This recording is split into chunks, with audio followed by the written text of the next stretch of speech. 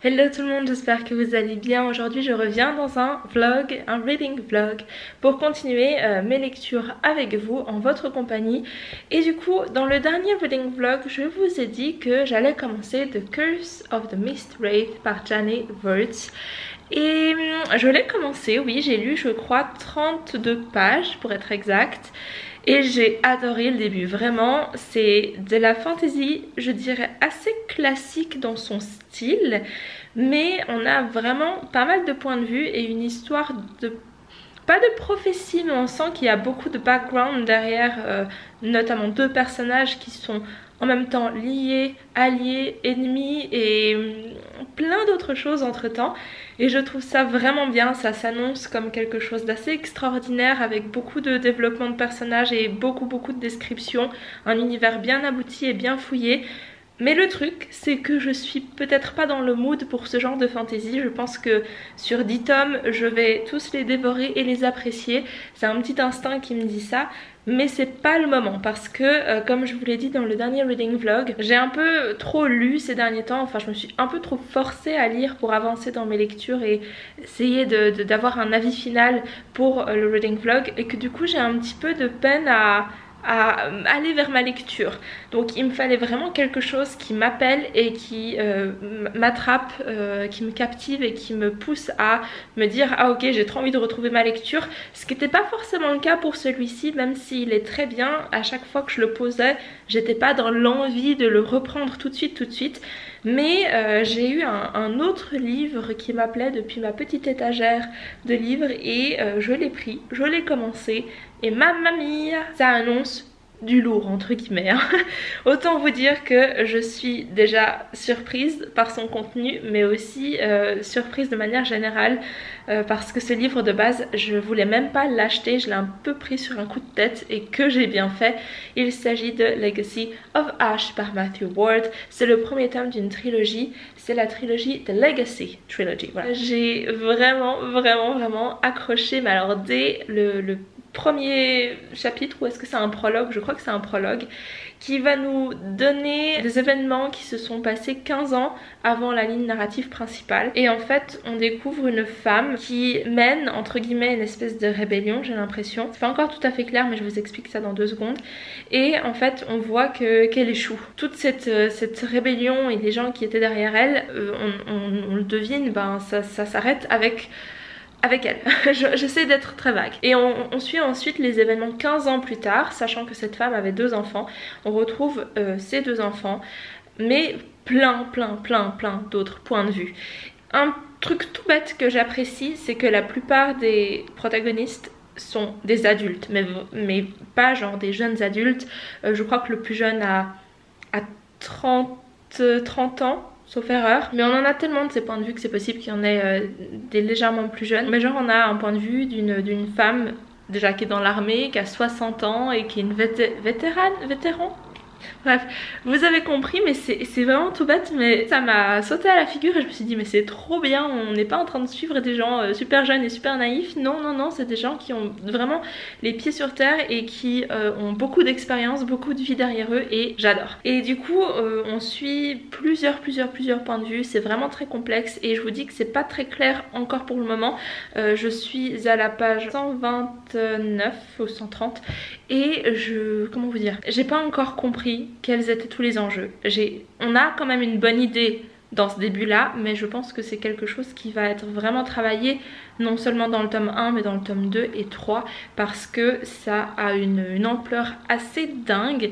On a plusieurs contrées, un empire, une république, plein de conflits politiques, vous l'imaginez bien, mais aussi beaucoup de mystères autour de la magie, parce qu'à mon avis il y a plusieurs systèmes de magie. Il y a un système de magie que je peux déjà vous dire et qui est super cool parce que c'est dès le premier chapitre. C'est un système de magie qui tourne autour du fait de rendre des statues de bronze ou de pierre animées. Elles sont vivantes entre guillemets parce qu'elles sont pas conscientes mais elles ont un rôle bien précis qui est de défendre la ville et d'être un peu la police si on veut, ou des gardes du corps. Et c'est vraiment trop stylé parce qu'elles sont fabriquées avec un certain système. Est-ce qu'il y a de la magie dedans?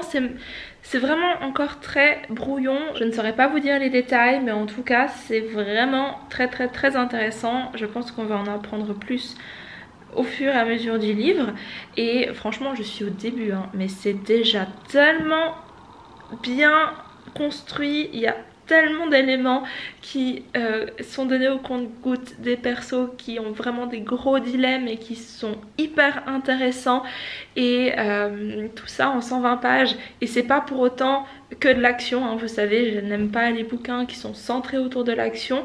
Non, là c'est vraiment un très bon équilibre. Au niveau du rythme, je dirais qu'on est très proche du rythme de Brandon Sanderson. Disons que ça va assez vite mais pas trop non plus. On a vraiment un bon univers qui est en train de se construire, même si on enchaîne un peu les points de vue, parce qu'il y a vraiment, comme je vous l'ai dit, des points de vue très divers et variés, et on saute d'un point de vue à l'autre. Du coup ça peut paraître un petit peu brouillon et un peu compliqué à suivre au début, parce que du coup on nous balance des infos via différents personnages et il faut tout garder en tête. Donc c'est un peu difficile au début, mais une fois qu'on commence à faire des liens, tout devient beaucoup plus clair. Et je sais pas pourquoi ça me fait un peu penser à Soul of the World par David Milling. Attention, je fais une comparaison un peu hâtive, mais je sais pas pourquoi j'ai l'impression de lire un peu le même style. Donc à voir si ça continue, mais au niveau de l'efficacité c'est super, voilà. Est-ce que j'ai autre chose à dire? Oh oui, oh oui. Dans les 100 premières pages que j'ai lues, il y a déjà des personnages qui souffrent, voire plus, et j'aime quand les auteurs ont pas froid aux yeux et sont pas en train de caresser leur personnage dans le sens du poil. J'aime beaucoup, donc ça fait aussi partie des choses qui font que ça se démarque. Je vais pas encore donner un minimumètre, quoique oui je peux, j'ai dépassé la page 100, mais je dirais que Mimi aime bien. Je vais pas mettre un Mimi est fan, parce que le début était assez compliqué à tout, comme je vous l'ai dit, à tout garder en tête et à tout assimiler. Je sais pas s'il y aurait eu un meilleur moyen de le faire, mais en tout cas ça m'a pas dérangé. Une fois que j'ai commencé à tisser un peu des liens dans ma tête et pouvoir me représenter les choses un peu mieux. Donc Mimi aime bien, mais potentiellement après 120 pages je dis que c'est possible que ce soit un coup de cœur. Alors on verra. On verra, en tout cas j'aime beaucoup. Et pour celles et ceux qui vont me le demander dans les commentaires, non, ça n'a pas été encore traduit. Peut-être un jour, mais en tout cas en 2021 au mois de septembre, ça n'a pas encore été traduit. Et la mauvaise nouvelle que j'ai pour vous, c'est que je trouve pas que ce soit forcément abordable. Déjà que c'est compliqué à suivre au niveau de l'histoire, au niveau narratif. Si en plus le vocabulaire vous pose problème, ça va être compliqué. Donc je pense pas que je le conseillerais à des débutants ou alors à des gens, voilà, où ils sont pas sûrs de leur niveau d'anglais. Je pense que si vous avez lu les Archives de Rochard en anglais, je pense que éventuellement vous pouvez vous attaquer à ça. Mais si vous n'avez pas lu vraiment beaucoup de fantaisie en anglais, non, je vous le conseillerais pas. En tout cas pas en VO. Donc sur ce, je vais m'arrêter pour ce petit update. Je suis trop emballée par cette lecture, au cas où vous l'auriez pas encore remarqué. Alors je vais continuer maintenant. Et après je vais dans une petite bouquinerie de seconde main qui est dans la ville où je suis en ce moment. Donc c'est pas loin, je peux y aller à pied. Je sais pas ce qu'ils ont comme sélection. J'espère qu'elle sera bonne et qu'il y aura beaucoup de fantaisie. J'ai pas trop d'espoir pour être honnête. Mais si achat il y a, je viendrai vous tenir au courant dans ce reading vlog. Sur ce, je vous fais plein de bisous et je vous dis à tout de suite dans un nouveau clip.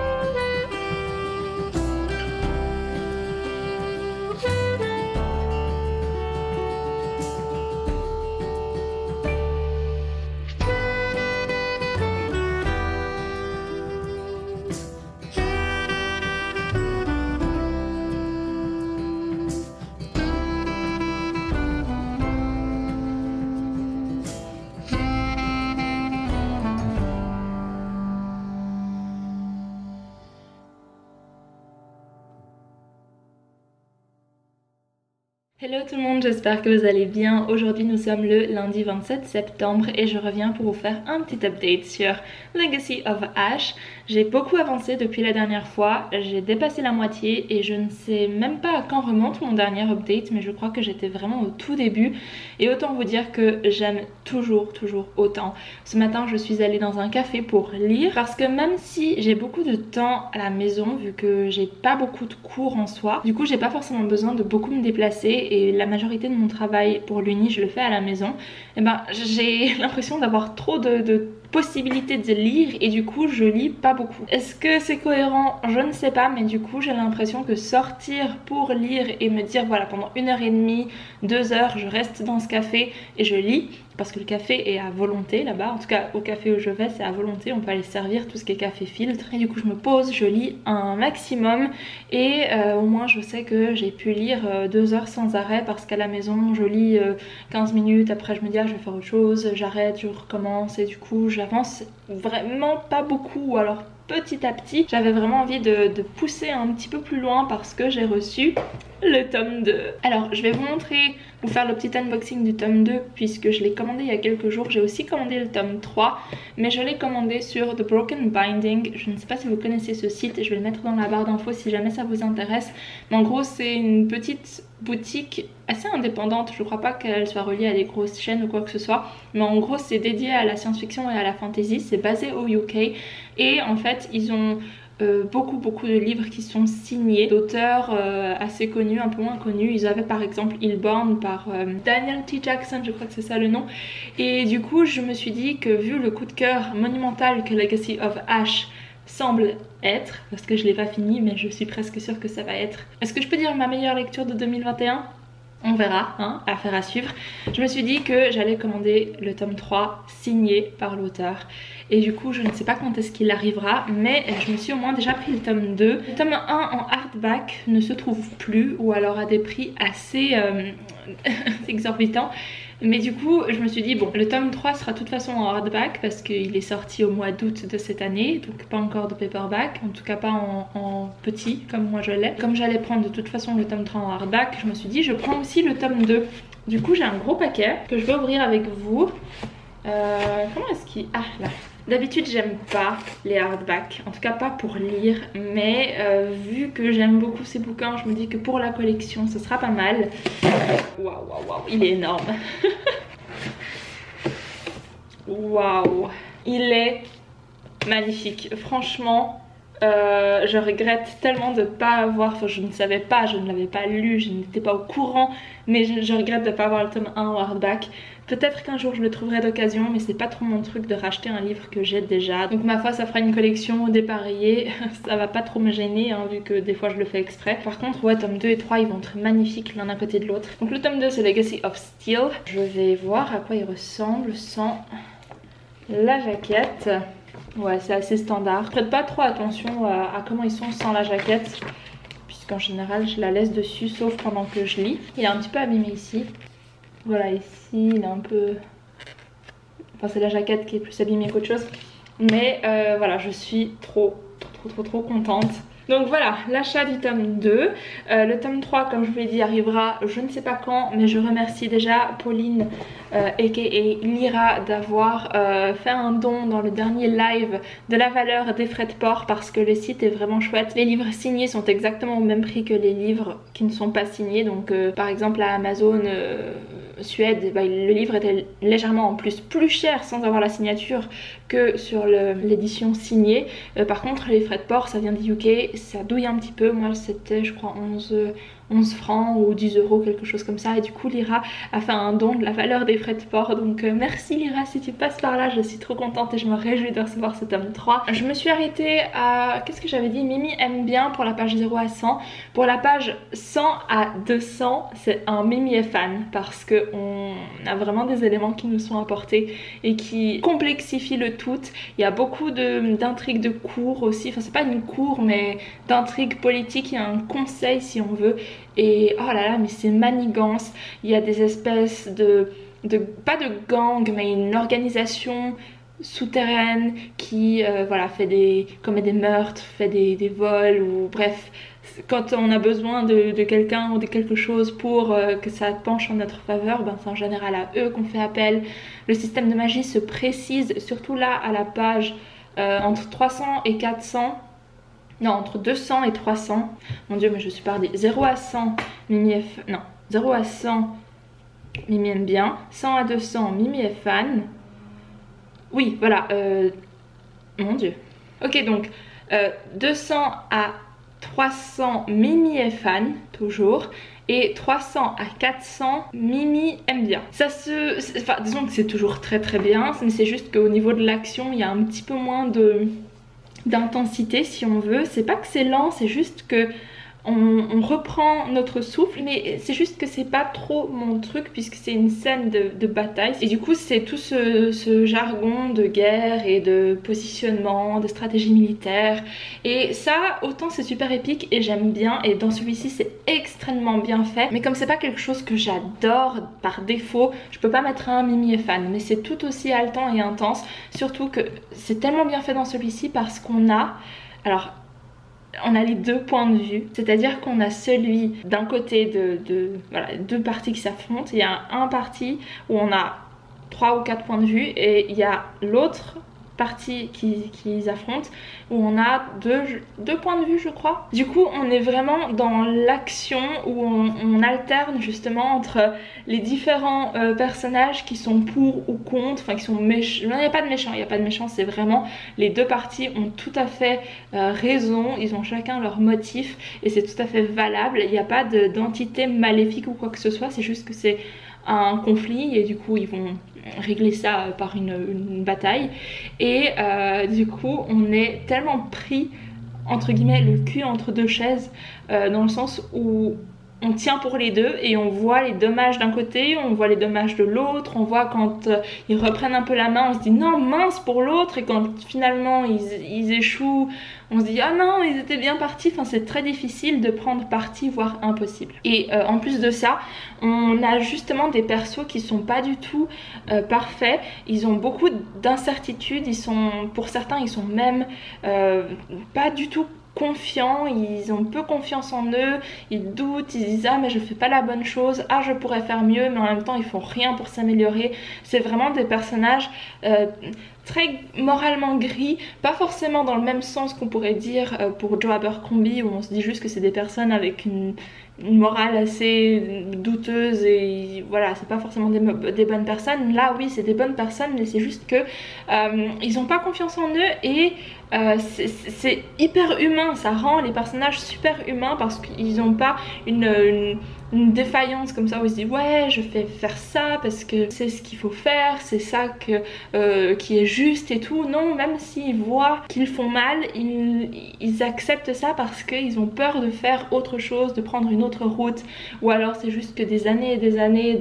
d'oppression entre guillemets leur ont fait perdre toute capacité à croire en eux. Enfin c'est juste incroyable. Et je reviens rapidement sur le système de magie qui se précise comme je l'ai dit dans ces dernières pages, puisqu'on a en gros le côté ombre, le côté lumière qui s'affrontent, mais justement est-ce que la lumière est vraiment la lumière, parce qu'il y a des espèces de divinités qui pourraient avoir quelques liens avec les ephemeral, ils appellent ça en gros les mortels, c'est les gens éphémères, ce qui sont vraiment des divinités bienveillantes, ou est-ce que ces dernières sont plutôt ambiguës eux-mêmes. Et il y a aussi la mort est presque une personne, enfin je trouve ça beaucoup trop bien, en plus de la magie des statues dont je vous ai parlé. On sait pas encore exactement comment est-ce que c'est fabriqué, quelle sorte de magie ça demande, et justement les différentes nations ont aussi différentes divinités, différents points de vue, et c'est juste beaucoup trop bien fait. Je ne sais pas à quel point je vous ai survendu ce livre ou pas, mais sachez que si vous hésitez, foncez, lisez. Vous pouvez juste lire par exemple le premier chapitre ou le prologue sur Amazon ou quoi que ce soit, vous allez tout de suite voir que ça promet. Enfin franchement testez, parce que je suis trop fan, et j'ai peur de survendre le truc, mais je pense que c'est légèrement même beaucoup mérité par cet auteur qui publie sa première trilogie comme ça et qui ressemble, ma foi. J'aime pas faire des comparaisons entre les auteurs, mais c'est très Brandon Sandersonien, on va dire, que je sais pas à quel point l'auteur a été influencé par Brandon Sanderson ou d'autres, mais sa plume est efficace, bien équilibrée, des personnages, alors pas avec une morale impeccable justement, donc ça change un petit peu, mais au niveau du scale, au niveau de tout ce que ça comprend, au niveau de la magie, au niveau des territoires, au niveau des... Bon, peut-être pas les civilisations sont pas si variées que ça, mais ça a une envergure de fou. On a des infos mais pas assez pour tout comprendre, mais c'est donné petit à petit et je pense que ça va être donné au fur et à mesure des 3 tomes. Donc je m'attends pas à ce que tout soit résolu, tout expliqué d'ici la fin de ce premier tome, clairement pas, il restera pas mal de questions. Mais j'espère qu'avec tome 2 et 3, enfin ça va juste venir compléter le puzzle petit à petit et que je vais prendre du plaisir à juste voir les choses commencer à s'emboîter les unes les autres. Ça va être trop bien. Hello tout le monde, j'espère que vous allez bien. Je reviens vous faire mon dernier update sur Legacy of Ash puisque je l'ai terminé ce matin même. Aujourd'hui on est le 2 octobre, je crois, on est samedi. Et du coup je l'ai fini ce matin en me réveillant. Je me suis juste posée, reposée dans le lit et je me suis dit je le termine. Il me restait que 50 pages donc j'ai pu les enchaîner. Et autant vous dire que le coup de cœur que je soupçonnais depuis la page 50 ou 100, je sais plus à quel point j'ai dit que c'était peut-être un coup de cœur, et bien ça s'est confirmé, c'était quasi sûr en fait. Je ne pensais pas aimer autant, sachant que de base je voulais même pas l'acheter quand je l'ai vu, c'était vraiment un caprice, je l'ai pris sur le coup et en plus je l'ai lu aussitôt, donc vraiment une excellente surprise. Du coup en ce qui concerne ces dernières pages et depuis là où je vous ai laissé, en fait au moment où je vous ai laissé j'étais en plein climax et j'adore ça parce qu'en fait le climax pour moi, ce qui correspond à un gros climax, ben, ça se passe vraiment au milieu du bouquin et du coup tout le reste ça va être les conséquences de ce climax et j'adore quand les livres font ça, enfin les auteurs plutôt font ça, parce que ça permet de vraiment reposer les choses et non pas seulement voir tout ce qui va se passer avant un climax mais tout ce qui en découle et vraiment ça donne un côté plus, je ne sais pas, plus réel entre guillemets que simplement voir un climax et boum ça s'arrête là. Non, on a vraiment les conséquences, les personnages qui doivent parfois faire des choses un petit peu difficiles et se rendre compte aussi de ce qu'ils ont fait et est-ce qu'ils vont essayer de réparer leurs erreurs ou pas, et tout ce qui vient avec, tous les devoirs qu'ils ont accomplis, est-ce que ça aboutit ou pas, enfin vraiment super. Et en plus du coup vers la fin du bouquin on a un deuxième climax qui n'était pas aussi énorme que celui qu'il y avait au milieu mais qui est tout aussi important mais à différents niveaux. On est moins dans la bataille mais plus dans le subtil et forcément c'est ce qui nous amènera au tome 2 que je compte lire tout de suite. Enfin je vais pas le commencer tout de suite, je le commencerai demain matin.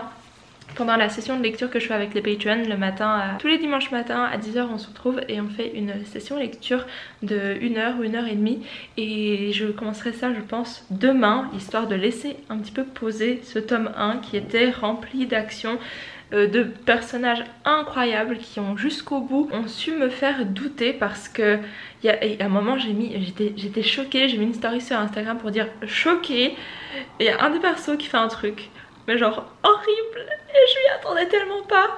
Et en même temps, enfin je vous l'ai déjà dit hein, les persos sont très gris, ils prennent des décisions mais c'est jamais des décisions légères et c'est toujours une décision qui va affecter quelqu'un en bien mais aussi en mal et c'est juste le tome 2 a failli tomber. Attention le hardback, j'ai pas trop envie qu'il se casse. Non vraiment c'est des personnages incroyables et alors la fin, il y a quand même une espèce de petit plot twist, j'étais là. Au début j'étais déçue, je me suis dit ah non ça va pas se finir comme ça et boum, changement de perspective et on se dit ah ok donc c'est pas aussi simple que ce que je le pensais. J'adore. Un autre truc qui m'a beaucoup fait plaisir, c'est le fait qu'il y ait quand même un peu d'humour. Il y a des enfants, je vous ai dit au tout début du vlog, il y a des gens qui sont vraiment adultes mais pas adultes type 20-30 ans, non ils ont la quarantaine, la cinquantaine et du coup ils ont des enfants, ils ont d'autres responsabilités et du coup j'ai trouvé ça adorable d'avoir des interactions autres que tout ce qui est autour de l'intrigue de la dark fantasy. Enfin j'ai un peu... Ouais, est-ce qu'on peut dire que c'est de la dark fantasy? Peut-être, l'ambiance est assez dark, même très très dark, vous le comprendrez en lisant le bouquin. Et du coup il y a ces moments de légèreté avec des petites blagues, et il y a un personnage en particulier qui est très drôle, qui est un peu le clown de service, et j'aime beaucoup.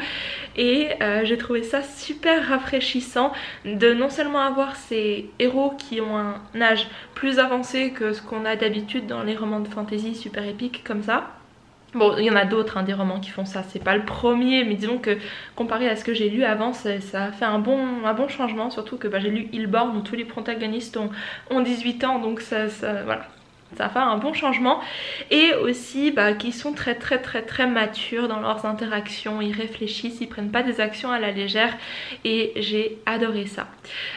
Encore, qu'est-ce que j'ai noté? Ah oui, la fin, donc je vous en ai parlé juste avant, mais la fin elle me fait trop penser à Mistborn, dans le même sens où il y a cette espèce de ah, on croit que c'est fini, mais en fait non, il y a encore plein d'autres choses et ce n'est que le début, parce qu'on a vraiment eu une action parmi bien d'autres, parce que c'est loin d'être terminé, et ce qu'on pensait avoir résolu, bref, on pensait avoir enlevé la menace, et maybe not.